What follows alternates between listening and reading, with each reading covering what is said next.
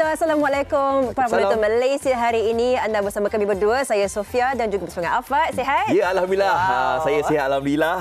Dah pun memasuki hari ini 13 Disember 2023. Sofia tanya saya sihat ke tak? Saya dah jawab saya sihat. Sofia, kalau saya tengok tak perlu nak tanyalah sihat ke tak. Sebab dengan berpakaian merah menyala macam ni, confirm sihat. Membara. Kita menyalakan semangat untuk anda semua yang menonton di rumah pada ketika ini. Dan kita sedia maklum saya tanya sihat ke tidak sebab sekarang ni musim orang sakit.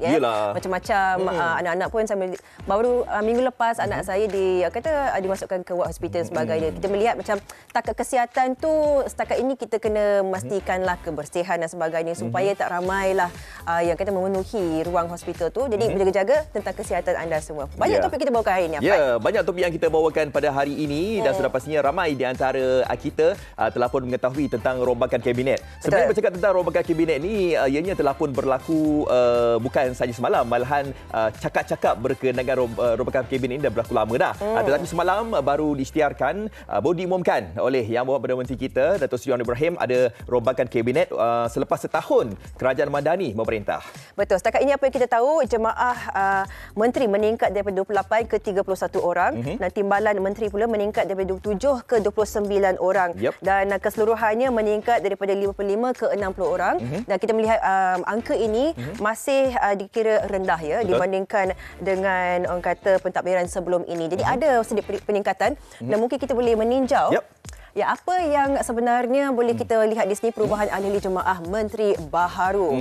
Okey, kita lihat di sini. Antara yang menjadi pilihan ataupun perhatian ramai juga semalam, nama Datuk Seri Amir Hamzah disebut. Ya, dan kita tahu bahawa sebelum ini Datuk Seri Amir Hamzah merupakan CEO untuk KWSP, tapi semalam telah pun dinaikkan kata orang tu jawatannya kepada Menteri Kewangan kedua dan insya-Allah nanti bakal dilantik sebagai senator. Dan untuk timbalan Menteri Kewangan, Lim Hui Ying yang bertukar portfolio sebelum ini merupakan timbalan Menteri Pendidikan. Ya, itu Kementerian Kewangan. Dan kita melihat pula di Kementerian Peralihan Tenaga dan Daya Guna Awam, Datuk Seri Haji Fadilah Haji Yusof kini timbalan Perdana Menteri dan Menteri Peralihan Tenaga dan Daya Guna Awam.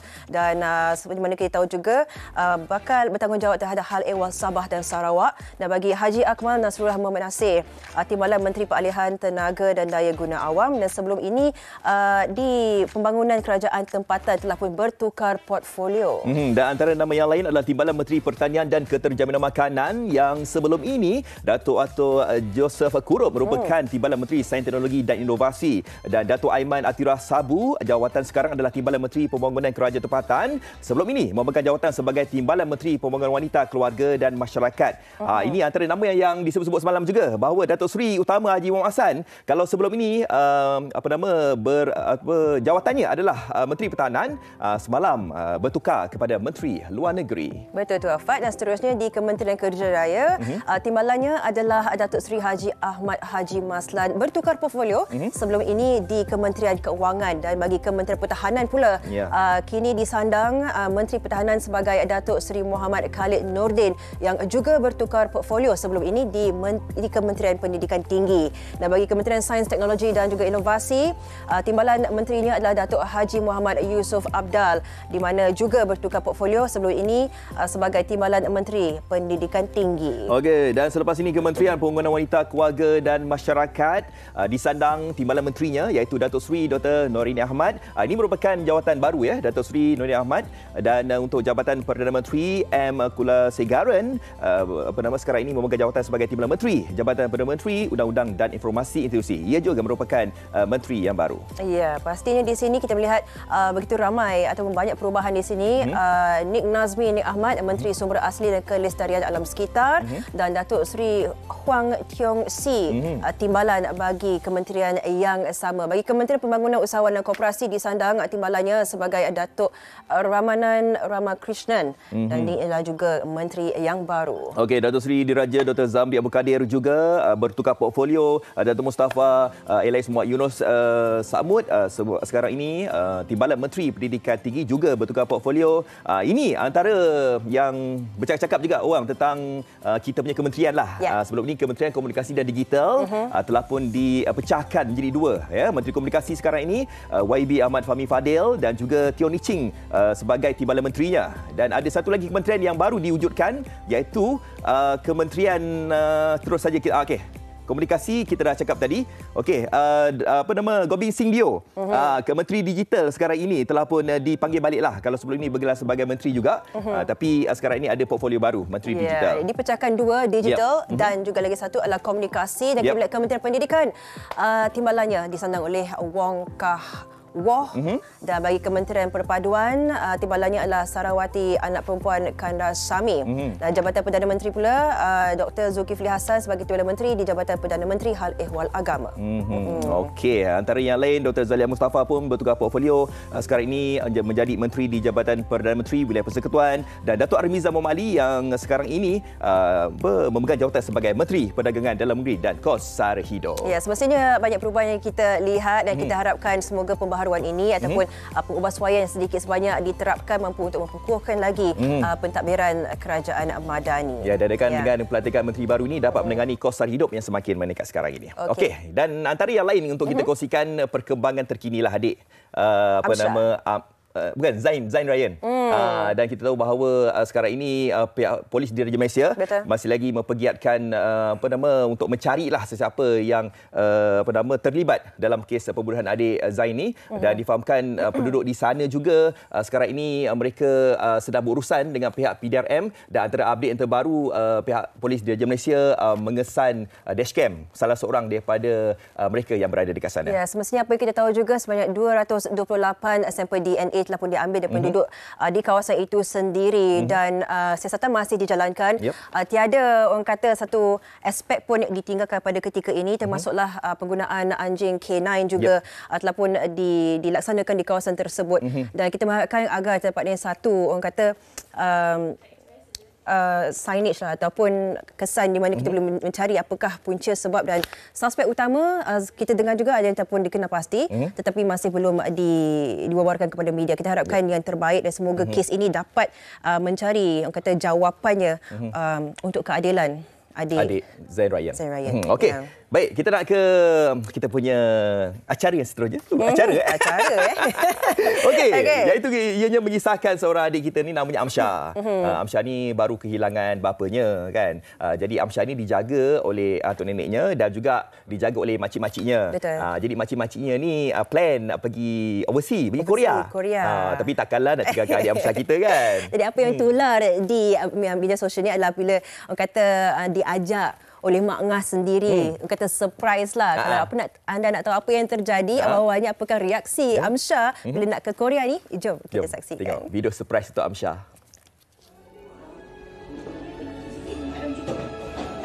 Cepat bangun.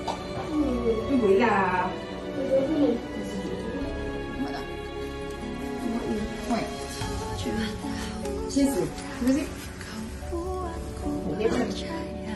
Oh, itu ada ni tu. Pergi ni sekolah. Kamu musim hujan. Patut je sana untuk musim hujan. Ni kalau macam ni cantik pakai gini. Ni kau mana lagi mana? Boleh je. Nah, dah. Ah? Kita tahu. Kita tahu. Ah? Ikut.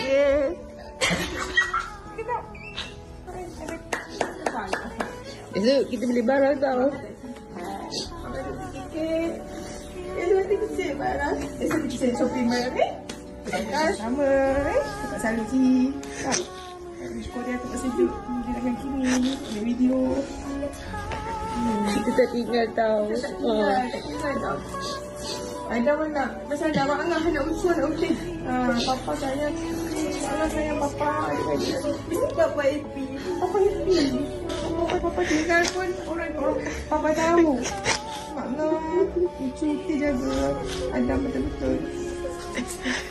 Inilah kisah dia. Inilah cerita Amsyah di mana tular, di mana menyayat hati dia bagi seorang anak yatim yang masih orang kata menerima kasih dan cinta daripada ibu saudaranya, keluarga dan sebagainya, juga sepupu dan sebagainya. Ini orang kata tak ditinggalkan. Pergi Korea dibawa bersama-sama. Saya rasa memberikan impak yang sangat besar untuk Amsyah sendiri kan. Amsyah pun tak jangka sebenarnya kan. Pandai makcik dia kan, Mak Ngah dia buat surprise. Kata baju sejuk tu untuk alah sekarang musim hujan kat sekolah. Pergi sekolah pakai baju sejuk. Kelas dik. Okey, jadi sekarang ni kita nak bawa pasukan terus menerus dari Korea. Wow. Nak lihatlah Amsyah dan juga makcik-makciknya. Okey, terus saja. Okey, ni dia gambarannya. Assalamualaikum. Selamat pagi. Annyeong. Annyeonghaseyo. Baru berapa hari Korea dah cakap Korea dah. Sekarang di Korea Selatan jam berapa dekat sana sekarang? Sekarang pukul 10.40 pagi. Oh, dia tambah sejam daripada kita. Di pagi ni Ya, 1 memang jam awal. Yep. berjalan-jalan lah pagi ni. Hari ni akan pulang ke Malaysia ke macam mana? Ya, hari ni kita akan balik ke Malaysia pukul 4.55 petang Malaysia. Jadi pagi kita dah check out lah pukul 11 pagi ni, sepatutnya kita dah check out lah. Dah berapa lama dah dekat Korea? Kita dah 6 hari dekat Korea. Oh, 6 hari kat Korea lah. Okey. Ceritakanlah sikit kepada kami bagaimana planningnya tu. Macam terdetik. Pergi Korea tu, planningnya macam mana dan macam mana. Adakah disebabkan pergi Korea itu semata-mata nak menghiburkan, menggembirakan hati Amsyah ke? Atau bagaimana detik momen itu bermula? Mak Ngah? Sebenarnya tak. Sebenarnya kita orang plan 8 orang saja, tak termasuk Amsyah sebab masa tu papa dia ada lagi kan. Okay. Jadi kita biarkan untuk Amsyah sama-sama dengan papa dia lah, jaga papa dia dengan mak dengan ayah saya lah. So macam dia bolehlah bantu papa dia. Papa dia pun baru lepas potong kaki sehingga parat lutut. Jadi kita kata okeylah Amsyah tinggal dengan papa, jaga papa lah. Sebab before this dia pun dah pernah pergi dengan ucu dia berjalan ke Turki. Kali ni kita tak nak bawa, tapi Allah dah susun benda ni macam ni. Tiba-tiba abang saya pergi, kita pun tak sanggup nak tinggalkan dia seorang-seorang. Ni antara kita dia pergi Turki lah, masa tu dengan papa dia. 2019 Islam kan. Itu papa dia sakit dan dengan potong kaki. Jadi tak sanggup lah, kita orang adik-beradik tak sanggup tinggalkan dia seorang-seorang. Sebab seminggu tu lama. Jadi kita orang terus search last minute tiket semua. Alhamdulillah semua ada. Teruslah kita terus decide terus bawa je. Pasport dia pun masih hidup lagi. Kita tak fikir apa-apa lagi lah. Cakap dengan mak, okey mak, kita nak bawa dia pergi Korea lah. Dia pun tak boleh tinggal seorang-seorang. Dia akan sedih lah kan. Baik. Itulah sebenarnya ceritanya. Baik sangat Mak Ngah kan. Memang tak ada siapa yang ditinggalkan lah. Lagi Amsyah, kita nak tanya kat Amsyah sendiri kan. Macam mana perasaannya pergi Korea, tengok apa, dapat pergi kawasan-kawasan mana yang best Amsyah? Dia macam rasa seronok lah sebab first time pergi. Apa yang best? Tempat paling best mana setakat ni? Tempat paling best ya tempat main salji. Main salji. Semalam. Wah, bestnya. Sebab sekarang kan tengah musim sejuk kan kat Korea kan. Kiranya Amsyah pergi dekat sana ada teman. Kimi ada teman lah. Kan Kimi? Ada. Ya. Okey. Ini semua persiapan. Kita belikan dia baju terus. Kita siap potong rambut rambut dia. Wah, handsome. Sebab selalu papa dia yang bawa. So memang kita je lah yang ambil balik tanggungjawab papa dia semualah.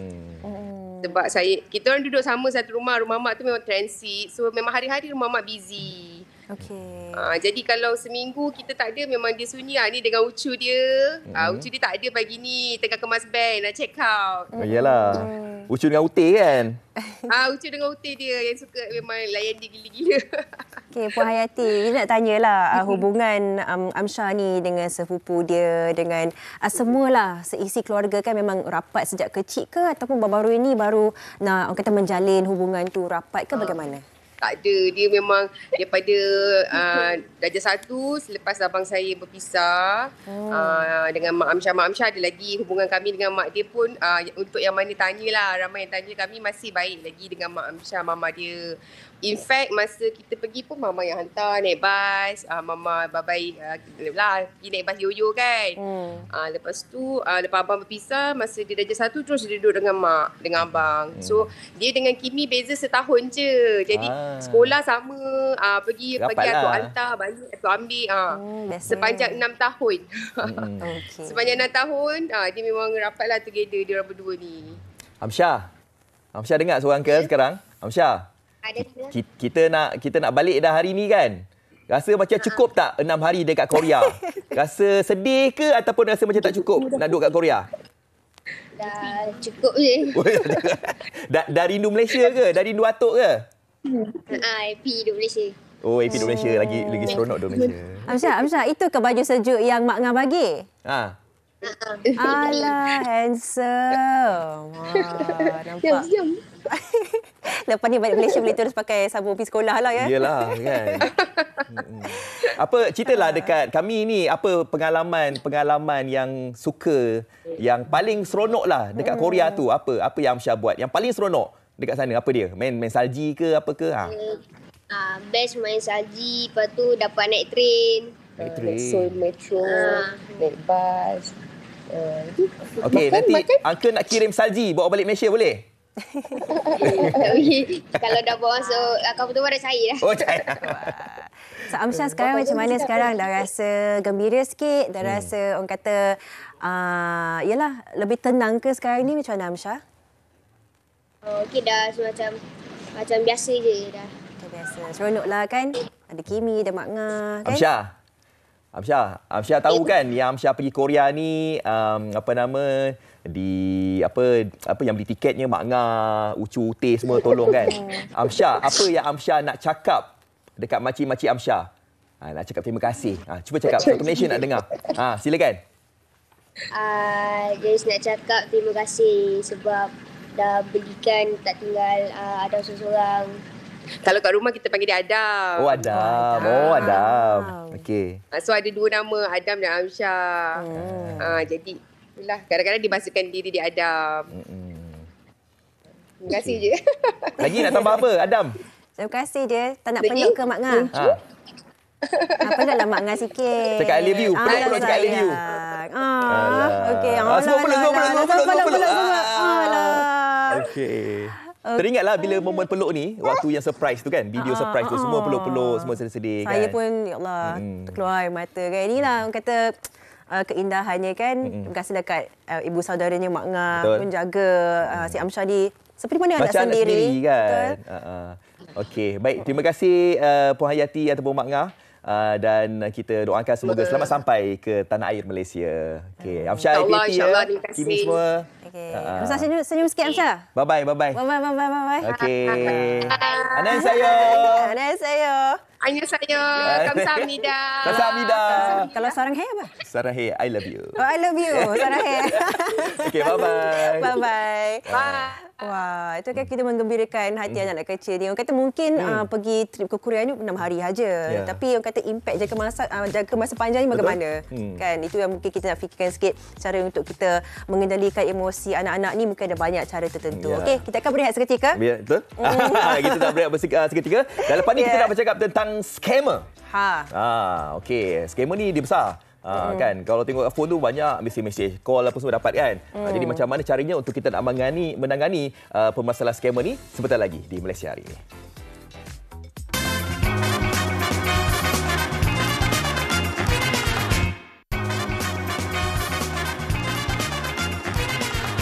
Wang lebih RM186,000 milik pesara kerajaan lesap selepas dia terpedaya sindiket penipuan dalam talian. Akibat terjerat kata-kata manis, seorang ahli perniagaan kerugian lebih RM117,000. Seorang pensyarah wanita kerugian lebih RM500,000 selepas dipedaya sindiket penipuan melalui panggilan telefon. Penipuan dalam talian atau online scam bukan satu isu baru dalam negara. Anehnya saban tahun, semakin ramai mangsa yang terjerat dalam jenayah ini dan terpaksa menanggung kerugian sehingga ratusan ribu ringgit. Menurut Jabatan Siasatan Jenayah Komersial JSJK Bukit Aman, sebanyak 32,462 kes penipuan dalam talian dicatatkan bagi tempoh Januari hingga November tahun ini dengan nilai kerugian sebanyak 1.3 bilion ringgit. Jumlah itu menunjukkan peningkatan sebanyak 37.5% berbanding tahun sebelumnya, iaitu 23,608 kes dengan nilai kerugian 771.1 juta ringgit. Panggilan telefon merupakan saluran utama yang digunakan oleh skamer di Malaysia, iaitu 82.7%, diikuti sistem pesanan ringkas SMS 51.5% dan aplikasi mesej 42.9%. Terbaru, Cyber Security Malaysia mengeluarkan amaran berhubung aktiviti penyamaran melalui akaun WhatsApp. Pelaku menyamar sebagai individu dikenali mangsa sebelum menghantar satu pautan dan meminta mangsa untuk klik pada pautan tersebut. Mangsa kemudian akan kehilangan akses terhadap akaun WhatsApp sendiri sebelum identitinya disalahguna oleh penipu untuk menghantar mesej kepada kenalan mangsa yang lain.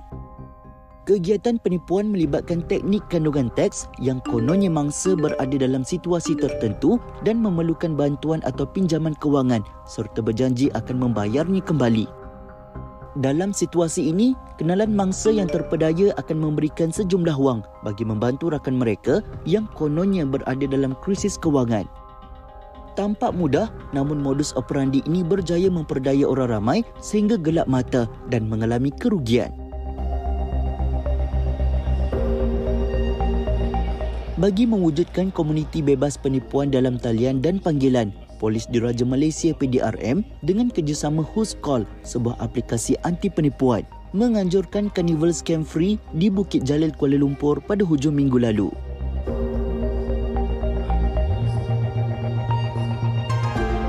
Karnival ini turut meraihkan kejayaan besar usaha sama dua pihak tersebut untuk menyekat serta mengurangkan kadar menjawab panggilan penipuan dalam talian sebanyak 50% sepanjang tahun ini. Pengunjung juga berpeluang untuk melawat reruai atau booth yang disediakan bagi mendapatkan informasi lanjut mengenai jenayah serta semua aktiviti penipuan. Pengarah JSJK Bukit Aman, Komisioner Polis Datuk Seri Ramli Muhammad Yusof mengakui masih ramai rakyat Malaysia yang belum benar-benar cakna mengenai isu ini. Malah sifat tamak serta tidak berasa cukup menjadi faktor utama yang mengakibatkan mereka terjerumus dan menjadi mangsa. Faktor yang pertama saya rasa adalah kurang cakna ataupun dalam kata lainnya ignorant tentang apa yang berlaku di sekitar mereka. Yang kedua, of course, dalam isu-isu pelaburan dan sebagainya, maaf cakap, banyak juga yang melibatkan perasaan tamak haloba umpamanya. Berasa nak duit itu berkembang dengan cepat, nak kaya dengan cepat. Ini pun menjadi mangsa juga. Naluri mestilah bersikap skeptikal ataupun cuak ataupun curiga terhadap maklumat itu. Dia kena ada juga, kadang-kadang kita kena berbalik kepada kaedah tradisi kita lah dulu. Kita kena verify daripada segi call itu sendiri. Banyak sebab benda ini hanya boleh diatasi begitu saja. Kalaupun kita cuak juga nombor itu digunakan atau telah pun di hijack katakan, call next of kin kalau dalam konteks saudara mara lah. Dan perkara ini mungkin akan terus menular di masa-masa akan datang sebab dengan kecanggihan AI dan sebagainya. So itu pun kita kena aware, sentiasa alert lah. Itulah kita kata be smart, stay alert. Tidak dinafikan, teknologi yang kian maju turut menjadi asbab kepada berleluasanya jenayah Kuala Putih ini. Enggan terus menuding jari kepada orang lain, masyarakat perlu sentiasa berwaspada dan mengambil langkah sewajarnya bagi mencegah diri daripada aktiviti penipuan dalam talian. Memasuki tahun 2023 ni, orang kata scam phone ni menjadi perkara yang sangat bahaya sebab kita cukup terdedah dan tiada siapa pun yang orang kata mempunyai satu perlindungan yang sepenuh-penuhnya. Jadi apa yang kita perlu buat adalah tidak mudah percaya, dan macam mana kita nak kena pasti kalau kita ni orang kata mungkin sedang cuba untuk dijerat ke dalam scam seperti ini. Ya, nak cakap tentang awareness, kesedaran, saya rasa dah banyak kali dah kita buat. MHI pun setiap kali kalau ada kes scammer ni memang kita buat kan. Betul? Tetapi masa demi masa, kadang scammer ni pandai juga kan berubah demi perubahan yang mereka buat. Contohnya mereka boleh meniru suara kita, boleh menyamar sebagai ahli keluarga kita. Saya pernah dapat tahu Telegram tu. Akak saya nak pinjam duit. Biar betul. Sebelum ni saya pinjam duit dia. Nombor yang sama. Apa dia? Nombor yang sama Nombor digunakan. yang sama. Wow. Kan? Jadi itu antara modus operandi yang dilakukan oleh scammer ni, Sofia. Jadi untuk itu saya nak kenalkan kepada anda semua, kita ada duta ni. Duta. Kita bersama dengan Tuan ASP Rahmat Fitri Abdullah, Ketua Bahagian Siasatan Jenayah Komersial, Ibu Pejabat Polis Bukit Aman selaku Duta Anti-Scam. Terima kasih, Pak. Terima kasih. Ya, sama-sama. Mungkin kita nak bertanyakanlah, mungkin kita dah melihat macam-macam scam yang ada, love scam, pinjaman tak wujud, orang kata nak ambil alih identiti kita di media sosial dan sebagainya. Jadi apa sebenarnya yang boleh kita tahu untuk kita mengenal pasti orang yang menghubungi kita tu sebenarnya scam atau tidak? Bagaimana? Okey. Tuan. Kita cakap pasal terima panggilan dulu. Terima panggilan tau, bukan kita buat call. Maknanya kita terima call itu. Yang paling mudah adalah apabila kita terima panggilan tu, kita mendengar suara komputer bercakap. Sila tekan 1. Sila tekan 0. Contoh. So itu sebenarnya merupakan panggilan daripada skamer. Takkan ada orang yang call kita, dia nak bagi komputer cakap dulu. Ya. Kalau kita call orang, ya. Kadang-kadang kita call company atau apa-apa organisasi, komputer jawab. Itu betul. Tapi kalau kita terima call, komputer jawab, itu scam. Yang kedua, jika kita terima panggilan itu, dia tanya pula kita, boleh bagi nama penuh dengan IC kita. Itu dah confirm scam. Takkan ada orang yang call awak, dia baru nak tanya awak. Selalunya masa-masa ni dia kata dia takut tu sebab dia bagi. Biasanya skamer ni dia akan menyamar agensi penguatkuasa. Saya nak bagi tahu kepada anda semua. Jika agensi penguatkuasa itu hubungi anda, dia dah tahu everything pasal anda. Nama anda, IC anda, semua dia dah tahu. So kena ingat tu. So bagi manusia, orang-orang yang normal, dia tahu prosedur dia. Yang ketiga, jika panggilan itu dia bersambung-sambung. Asalnya daripada JNT atau TMB atau Telekom atau operator. Kemudian sambung ke polis, sambung ke mahkamah, itu confirm scam. So ini antara red flag yang awak boleh amalkan untuk kes-kes phone scam. Saya panggil ini di bawah kategori penipuan phone scam. Kita terima call scam. Maka setiap orang, jika dia terlepas layer yang pertama, tips pertama, dia akan lalu layer yang kedua, yang saya share tips kedua tu. Antara tiga ni, kalau awak lalu pada ketiga-tiga prosedur ni, proses ni, awak dah tahu benda tu scam.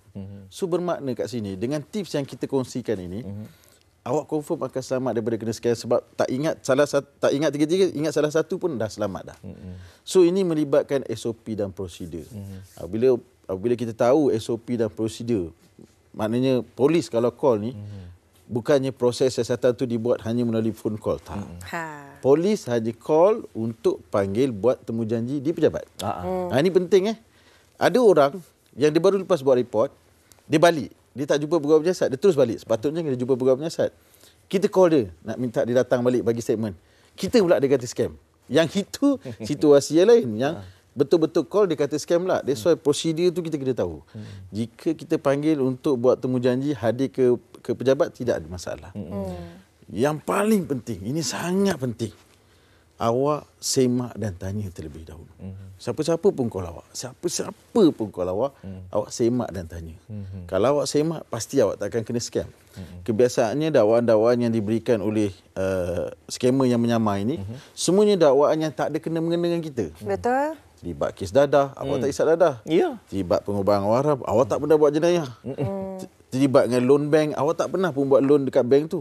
Terlibat langgar lari, itu semua tak ada kena-mengena dengan awak. That's why, jadi manusia normal. Orang yang normal, dia boleh fikir secara logik dan rasional, awak takkan kena scam. Dan yang paling penting sebenarnya, awak dah pandai, awak dah bijak, awak sentiasa alert. Kita kena kongsikan kepada semua orang kat luar sana. Kongsi tu penting. Awak kongsi, awak selamatkan duit satu orang yang melihat tips atau video yang awak kongsikan. Tapi itulah dia, kita paling risaukan orang-orang yang macam berusia lah kan, yang betul. Kita harus berikan penekanan. Tapi Tuan, macam Tuan sebutkan tadi, apabila kita dah mengetahui ini scam dan sebagainya, kadang-kadang bila kita jawab phone tu, kadang-kadang kita gelabah. Betul. Kita ada satu perasaan yang gelabah. Saya pasti ramai juga jawab, biar betul apa semua kan. Tapi tak apalah, itu kita tolak tepi dulu. Tapi sekarang ni, yang banyak orang tertipu sekarang ni adalah daripada Telegram, daripada pautan-pautan di WhatsApp dan sebagainya, yang mengatakan bahawa contoh sekarang ni kan kerajaan banyak memberikan bantuan dan sebagainya. Kita ni pantang menerima, bantuan, aku nak kena claim ni. Jadi kita dah tekan klik kat situ. Jadi itu antara yang ramai yang terkena sekarang ni. Ini macam mana Tuan? Itu saya kongsikan sebelum ni, ada tip-tip yang patutnya kita amalkan dalam kehidupan kita bila kita pakai handphone. Selain pada menjadi manusia yang normal, kita kena ikut SOP dan prosedur. So jika kita tahu SOP dan prosedur, bila kita terima bantuan ni, kita tak perlu tekan link tu pun. Tak perlu. Government dia akan bagi terus. Ataupun ada kaedah lain dia akan sampaikan benda tu. Ataupun selain pada tu, kita kena semak dan tanya.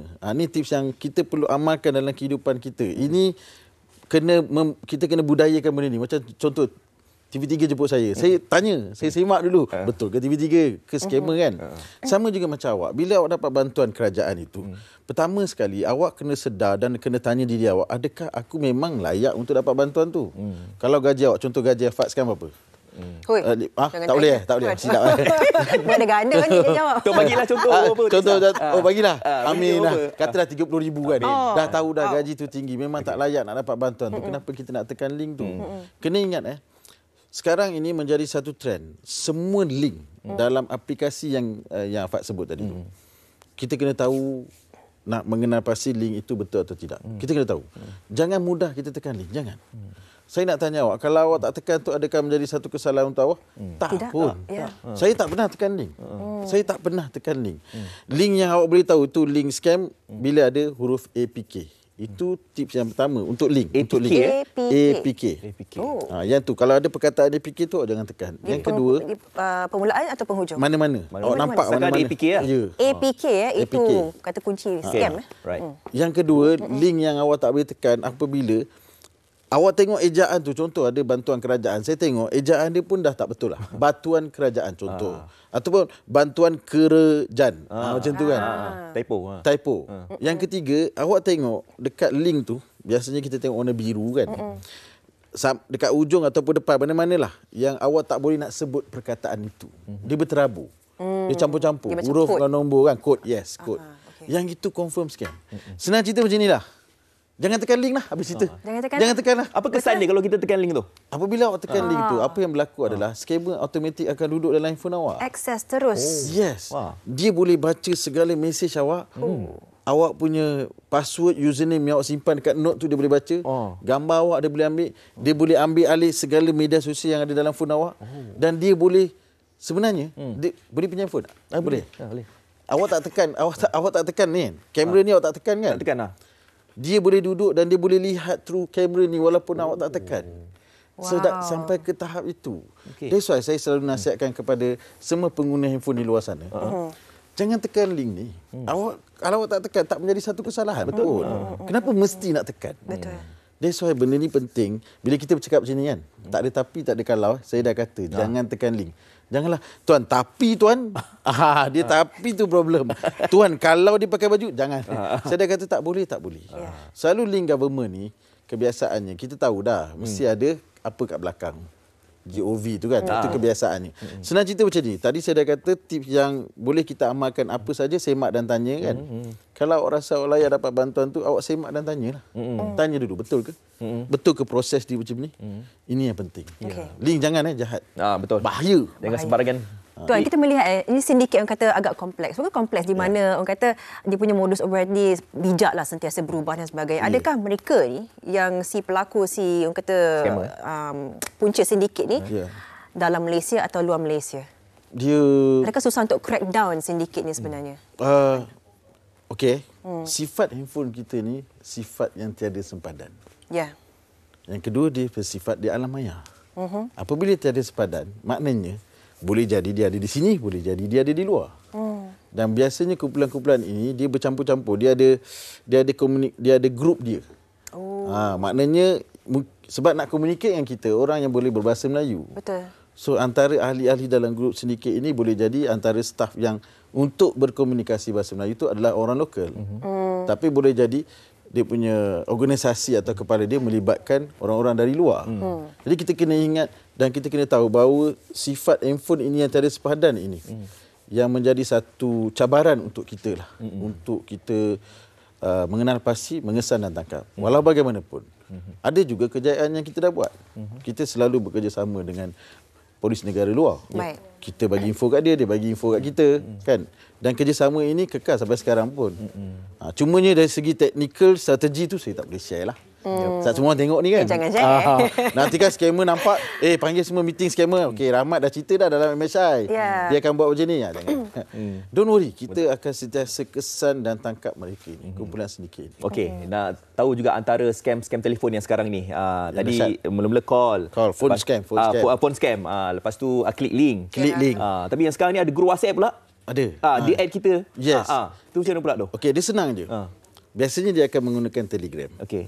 Saya selalu menasihatkan kepada pengguna aplikasi itu, jika awak tiba-tiba di-invite masuk, tiba-tiba je, scam lah tu. Okey. Tak kisahlah dia letak nama syariah ke, nama-nama pelaburan apa pun. Banyak pelaburan. Kan banyak kan sekarang ni kan. Kat Telegram lah banyak. Senang je. Kalau awak tiba-tiba di-invite masuk je, scam lah tu. Wow. Dan kalau awak rasa awak tak pandai atau tak pasti nak menggunakan benda tu, jangan guna. Cuba kita tanya pada pengguna-pengguna Telegram itu. Diguna untuk apa? Oh, saya anak sekolah. Saya selalu cakap dengan mereka, fokus pada anak sekolah aje lah. Jangan bila tiba-tiba ada orang nak bagi hadiah, ada orang tunjuk gambar duit, awak kita try lah yang ni. Kau boleh dapat duit? Jangan. So, saya kata ginilah. Apa pun kemudahan yang awak guna dalam handphone tu, pastikan awak tahu menggunakan aplikasi itu. Do and don't dia. Etika dia. Bila ada Telegram, dia mesti setting tu. Awak kena buat setting tu. Kalau awak tak pandai, tanya dan belajar. Ataupun tengok dalam MSI selalu kongsikan tips-tips ni kan. Hari ni lah. Kita share kan. Media sosial PDRM. Kita selalu kongsikan bagaimana nak pastikan setting yang betul, cara menggunakan yang betul. Dan bila kita dah kongsikan tu, ikut saja.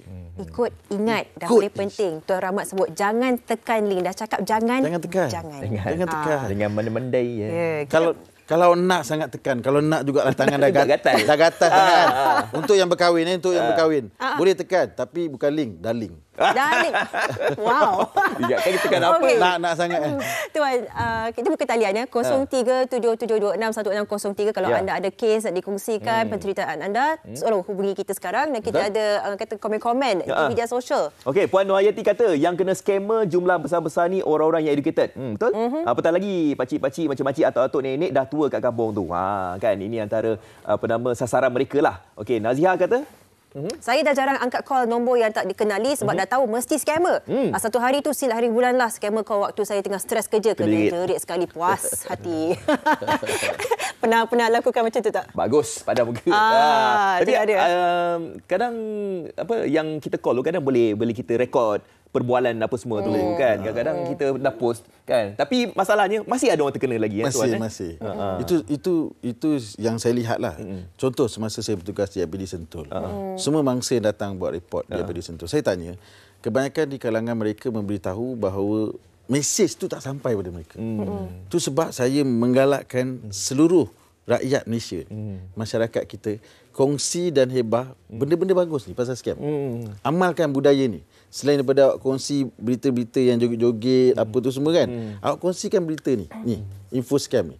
Bayangkan kalau perkongsian awak, satu perkongsian tu, kawan awak yang melihat tu, kebetulan duit dalam akaun dia ada 100,000, itu nak buat pergi umrah, haji, sakit masa tua, dia tengok video awak, dia selamat daripada kena scam. Alangkah bagusnya awak berjaya menyelamatkan orang itu. That's why kita kena amalkan budaya kongsi dan hebah. Okey. Tuan, ada satu orang kata kaedah terbaru yang tak dikira baru tahun ni juga, yang orang ni, scammer ni berlakon sebagai orang yang kita kenali, minta duit, kata nak bantu family dan sebagainya. Dia suruh transfer dulu, nanti dia akan transfer kemudian dan sebagainya. Bagaimana nombor satu aksesnya dia dapat, orang kata dia boleh menyamar. Nombor dua adalah apa sebenarnya modus operandi dan bagaimana benda ni boleh backfire kembali kepada kita? Okey, itu saya katakan tadi, apabila kita menggunakan aplikasi itu, contoh Telegram, penting untuk kita tahu bahawa kita kena ubah setting Telegram itu dengan menggunakan setting two-step verification supaya orang lain tidak boleh mengambil alih kita punya Telegram. Dan kita kena setting untuk mengelakkan daripada di-invite masuk dalam grup tu, kita setting kepada group and channels tu kepada nobody. Maksudnya di sini adalah setiap apa yang kita guna dalam handphone kita, pastikan kita tahu. Kalau tak tahu, jangan guna. Setting macam mana, cara nak selamat macam mana. Mereka ini mengambil kesempatan ke atas individu yang kurang cakna atau kurang tahu menggunakan aplikasi ini dengan mengambil alih aplikasi itu dan menyamar kepada kawan-kawan kita. So mulai saat ini, demi untuk keselamatan duit awak. Keselamatan duit ni penting sebab kadang-kadang kerana duit tu kita keluarga boleh bergaduh dan sebagainya kan. Untuk awak pastikan awak tahu apa yang awak gunakan itu. Penting. Dan awak wajibkan dalam diri semak dan tanya. Tadi Afak dia cerita. Kakak dah pinjam duit. Afak tahu selalu Afak yang pinjam duit kakak. Duit kakak lebih banyak daripada Afak. Contoh. Jadi kita kena biasa-biasakan bertanya. Saya apa pun saya akan double confirm dulu. Apa pun, walaupun kata mak yang nak pinjam duit sekalipun, kita buat bertanya mak. Saya tahu kadang-kadang kita tak nak bertanya ni sebab kita nak jaga hati dia. Kita buat tanya. Saya even bos saya pun sendiri saya tanya juga. Tuan, sorry lah, saya bukannya nak apa, just nak confirmkan. Betul ke tuan susah? Saya akan tolong. Nak confirmkan. Ini penting sebab zaman sekarang dia boleh ambil apa saja daripada handphone kita. Boleh. In fact sekarang ni kan lagi dahsyat AI lagi lah. Dengan muka yang betul kan. That's why cara yang paling selamat adalah semak dan tanya. Minta maaf nak tanya. Bukan tak nak tolong, nak tanya. Tapi kena make sure awak dah tanya, kalau betul awak tolong. Jangan awak dah tanya, sajalah tanya tapi tak nak tolong. Contohlah kalau kita nak verify, contoh ibu kita lah, orang kata dah menyamar jadi ibu kita. Kita pun macam kita dah ada sanksi dan sebagainya. Tapi soalan jenis apa? Contohlah bagi mereka yang betul-betul basic, tak ada idea macam mana nak kendali orang kata pertanyaan seperti ini, apa yang tuan boleh cadangkan? Soalan yang macam kita boleh verify orang ni adalah betul-betul family kita atau scammer? Dia apa pun yang datang, kalau awak amalkan tadi semak dan tanya, dia akan menyelesaikan segala masalah. Kena ingat, tu je cara dia. Sebab awak kena ingat, scammer bila dia masuk dalam handphone awak, dia dah study the way awak communicate dengan family awak. Ada seorang lecturer saya tu, dia kata, aneh tu perkataan yang digunakan dalam keluarga. So, scammer menggunakan perkataan aneh tu. Maknanya dia dah study dulu. Itu that's why saya katakan, awak semak dan tanya, tak jadi masalah. Dulu, masa kita kecil, mak bapak kita cakap apa yang kita. Orang tak kenal, jangan layan kan. Jadi kita bagi balik pada mak bapak kita, mak, ayah ingat, apa-apa pun jangan layan. Semak dan tanya dulu. Semak tanya, selesai masalah. Okey, baik. Semak tanya. Okey, yang terakhir sekali tuan. Ini paling penting ni, nasihat tuan kepada penonton, dan juga ada tak antara apps yang harus kita download, dan juga nombor telefon andai kata kalau kita curiga tentang scammer semua ni. Okey, yang pertama sekali, kerajaan dan PDRM telah menyediakan pelbagai kemudahan untuk membantu awak semua membuat saringan awal. Okey, awak boleh membuat semakan di Semak Mule. Semak Mule? Mule. SEMAK MULE. Bukan mula. Semak Mule. Nanti dia akan keluar dekat situ Google, boleh nampak, awak boleh semak nombor telefon dan nombor akaun tu ada dalam report polis yang telah kita terima. Itu pertama. Yang kedua, awak save dalam handphone awak 997. National Scam Response Center. Kegunaan dia adalah apabila awak kena scam, immediately awak call 997. 997 akan bantu awak untuk sekat duit awak yang dah termasukkan ke dalam kedai akaun itu daripada dia berpindah ke akaun-akaun lain sehingga akhirnya dinikmati oleh scammer. Kita tak nak scammer menikmati duit tu. Biar dia pula sekat hati. Ketiga, saringan awal awak boleh lakukan dengan awak download Whoscall. Kalau awak download Whoscall, Whoscall akan memberitahu awak bahawa si pemanggil itu siapa. Scammer verified by PDRM. Kerana PDRM berkolaborasi dengan Whoscall, setiap report yang kita terima ada nombor telefon orang yang scam tu.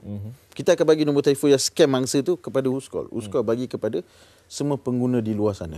Guna pakej percuma lah, saya tahulah semua nak percuma. Baru-baru ni kita ada launching. Tadi kita tengok MSI ada sharekan kan. Guna kod itu boleh pakai secara percuma untuk mangsa-mangsa di luar sana. Dan kita juga ada CCID info line. Boleh call dan hubungi untuk bertanya. Susah sangat, awak masuk je lah dalam media sosial kita, tanya, kita akan jawab. Baik.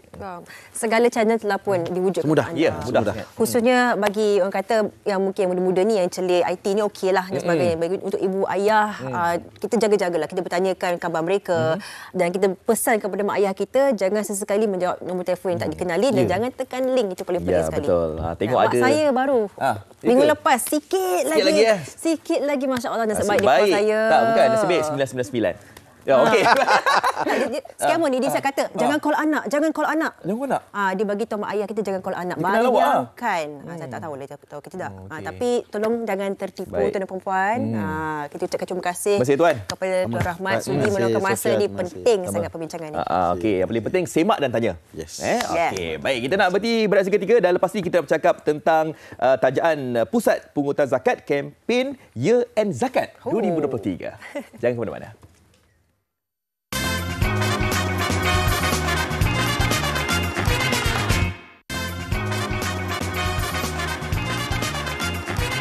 Okey, Malaysia hari ini kini kembali satu soalan yang saya nak tanya kepada anda, adakah anda dah bayar zakat ke belum? Okey, jadi untuk bercakap tentang perkara ini kita bersama dengan Tuan Haji Abdul Hakim Amir Osman, Ketua Pegang Eksekutif PPZ Mawib. Terima kasih Tuan Haji datang. Okey, Tuan Haji, seperti mana kita tahu bahawa setiap hujung tahun memang terkenallah dengan year end sale. Tapi kali ini PPZ Mawib memperkenalkan kepada kita melancarkan kempen year end zakat 2023. Jadi mungkin Tuan Haji boleh terangkan tentang perkara ini. Sebenarnya Assalamualaikum warahmatullahi wabarakatuh. Sebenarnya kempen Year End Zakat ini dah bermula pada tahun 2017 dan kami jadikan ianya sebagai acara tahunan memandangkan ramai di antara masyarakat Islam yang memilih hujung tahun sebagai tarikh akhir haul masing-masing, dan kita semua tahu apabila syarat-syarat pembayaran zakat ini dipenuhi, contohnya cukup haul genap setahun dan cukup nisab dan sebagainya, maka zakat wajib ditunaikan. Namun begitu, kalau kita tengok di mana-mana pasar raya dan sebagainya sibuk mempromosikan kempen year end sale. Jadi kami sebenarnya tak mau ketinggalan lah. Jadi tujuan kita ialah untuk kita mempromosi sebagai satu seruan kepada masyarakat supaya tampil membayar zakat sebelum 31 Disember. Dan kita perlu ingat di dalam harta kita ni ada hak orang lain, dan di saat kita bergembira di hujung tahun ini, kita jangan lupa ada orang-orang yang tidak bernasib baik, yang perlu kita bantu, yang perlu kita santuni. Jadi sebab itu bertepatan dengan tema Year End Zakat pada kali ini, iaitu makna kekayaan sebenar. Kami nak mengajak masyarakat Islam supaya memiliki hati dan menilai kekayaan itu bukan setakat kita mempunyai harta yang banyak dan sebagainya, tetapi lebih daripada itu kesanggupan kita untuk kita menyumbang balik, membantu balik orang yang tidak bernasib baik. Kerana kita perlu ingat dalam harta kita itu ada hak-hak orang lain yang perlu kita keluarkan. Jadi sebab itu sebagai memenuhi kekayaan ini, memenuhi makna kekayaan sebenar ini, kita perlu melihat balik bahawa kekayaan yang kita miliki ini, kalau kita nak kaya, kita perlu banyak memberi. Sebab Allah dah janji bila beri ganti balik, dan Allah bagi lagi banyak.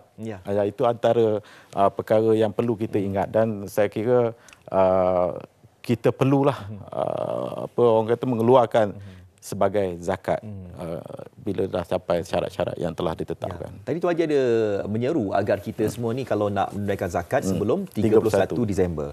Jadi kenapa agaknya memilih 31 Disember? Untungnya kita di Malaysia ni kita diberi rebate cukai daripada pembayaran zakat yang kita lakukan. Tak ada negara-negara lain yang buat perkara ini. Dan seperti mana yang kita tahu dalam Akta Percukaian 1967 Seksyen 6A-3 menyatakan pembayaran zakat yang dibuat pada tahun asas bagi tahun taksiran dengan mengemukakan bukti risik bayaran kepada pihak-pihak berkuasa yang mengeluarkan risik tersebut, maka kita boleh mendapatkan rebate-nya. Contoh, kalau katakanlah cukai pendapatan kita kena lebih kurang 1,000 dan kita bayar zakat sebanyak 700, mana baki 300 lagi yang kita perlu salurkan kepada lembaga hasil dalam negeri. Cuma perlu dibuktikan dengan risik, dan risik ini perlu dikeluarkan oleh pihak berkuasa agama. Contohnya dalam konteks wilayah Persekutuan ni perlu dikeluarkan oleh PPZ Mawib supaya risik ini sah untuk diguna pakai sebagai tujuan rebate itu. Dan kalau ada risik-risik yang kita dah hilang dan sebagainya, boleh dapatkan semula dengan menghubungi PPZ untuk kita bantu mereka mendapatkan rebate. Jadi bagaimana penonton dekat luar sana tu yang ingin menyertai kempen YEZ ini?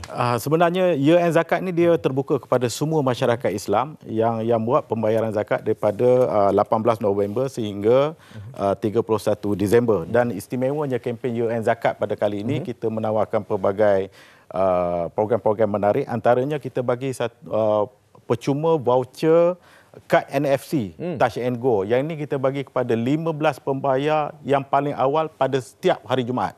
Dan untuk makluman, pada hari Jumaat juga kami melanjutkan waktu urusan kami sehingga pukul 9 malam. Dan kita juga ada hari bersama pembayar zakat, di mana setiap kaunter-kaunter kami yang dibuka setiap hari ini, kita menyediakan jamuan ringan untuk pembayar zakat dan juga ahli keluarga mereka yang datang. Jadi kita bagi makan-makan dan sebagainya. Dan selain daripada itu kita ada pertandingan kuis yang kita buat melalui media sosial dan kita menawarkan pelbagai hadiah-hadiah menarik bagi program-program yang kita atur melalui media sosial. Dan kita ada kempen untukmu wanita. Ini khusus untuk para wanita yang mana kita bagi percuma skim suri perkeso selama setahun bermula tahun 2024 dan kita juga ada buat program turun padang di mana kita menyalurkan bantuan-bantuan bakul rezeki kepada masyarakat Islam yang tidak bernasib baik di wilayah Persekutuan, dan kita baru-baru ini kita ada zakat run untuk kita visibility kita di peringkat wilayah Persekutuan, dan bermula pada 25 hingga 31 Disember ini, kaunter-kaunter kami akan dibuka sehingga jam 9 malam. Jadi tak ada alasan, betul? Yang mengatakan kita tidak ada masa dan sebagainya untuk datang bayar. Dan selain pada kaunter, kami juga menyediakan pembayaran secara online, iaitu boleh bayar melalui portal dengan melayari zakat.com.my. Dan sebagai galakan bagi mereka yang membayar dalam tempoh kempen ini, kami menyediakan lebih 1,000 hadiah-hadiah yang menarik. Antaranya pakej umrah, kita ada sediakan hadiah smartphone, Thermomix dan lain-lain hadiah menarik. So jangan lengah. Betul. Jangan lepaskan peluang ni lah. Peluang. Yang penting sekali Tuan Haji bolehlah menyeru agar semua penonton ni menyertai kempen ni. Silakan. Ya, untuk makluman, Mawib baru-baru ini telah pun meluluskan tambahan bantuan kepada lebih 30,200 penerima bantuan bulanan sebanyak 300 bulan. Ini tambahan dan kita jumlah asnaf ini dijangka meningkat kepada 37,000 pada tahun 2024. Jadi disebabkan oleh faktor peningkatan asnaf dan juga peningkatan jumlah bantuan ini menyebabkan kutipan zakat ini perlu kami cari dan perlu meningkat dengan banyak supaya boleh membiayai apa yang telah diaturkan oleh pihak Mawib. Jadi semoga dengan adanya kempen ini kami dapat memberi kesedaran kepada orang ramai supaya lebih banyak lagi kutipan zakat dapat dilakukan dan juga manfaatnya dapat dimanfaatkan oleh asnaf-asnaf yang ada di wilayah Persekutuan. Jadi bersegeralah bayar zakat sebelum 31 Disember kerana itu adalah tarikh akhir bagi kita mendapat rebate cukai pendapatan. Dan saya berharap tidak ada alasanlah lagi untuk anda tidak menunaikan tanggungjawab kita untuk berzakat. Okey, baik, terima kasih ucapkan kepada Tuan Haji Abdul Hakim Amir Rosman, Ketua Peguam Eksekutif PPZ Mawib, kerana sudi datang bagi berkongsi tentang kempen Year End Zakat 2023. Terima kasih Tuan Haji. Okey, jadi anda semua jangan lupa tunaikan zakat anda. Kita berhenti berehat seketika, kembali selepas ini.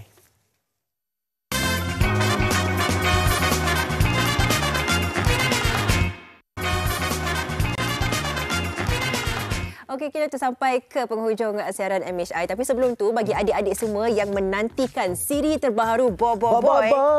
Inilah masanya untuk anda saksikan Bobo Boy Galaxy Story yang akan ditayangkan eksklusif di Jagoh Kartun TV 9 bermula 13 Disember setiap hari Rabu dan Khamis jam 6.30 petang. Dan anda juga adik-adik semua berpeluang untuk memenangi barangan istimewa Bobo Boy dengan menyertai peraduan tonton dan menang. Hanya jawab satu soalan berdasarkan episod yang ditayangkan serta lengkapkan pantun secara kreatif di extra.com.my/Jagoh Kartun TV 9. Tarikh peraduan bermula 13 Disember hingga 28 Disember 2023. Okey, jadi ingat temu janji kita untuk menonton siri baharu Bobo Boy Galaxy Story setiap hari Rabu dan Khamis jam 6.30 petang hanya di TV9 juga di Seronok Astro 149. Wow, seronok lah ya nak cuti sekolah dah ni. Ya, seronok. Ayah pun seronok kan tengok Bobo Boy, saya pun tengok. Okey, ayah pun macam anak-anak dah juga kan. Dan pada masa yang sama, sempena dengan cuti sekolah ni kita nak wujudkan antara aktiviti yang kreatif. Jadi esok kita akan bincangkan tentang perkembangan minda anak-anak 3M versus aktiviti kemahiran. 3M, membaca, menulis dan juga mengira. Jadi dalam masa kita cuti sekolah ni, kita kena isikan dengan ilmu yang bermanfaat lah untuk anak kita. Bukan sekadar tengok TV saja, bukan sekadar gaming saja. Itu kita bincangkan. Terima kasih semua kita. Saya Sofia. Saya Fazifat. Jumpa lagi nanti. Assalamualaikum. Jaga diri.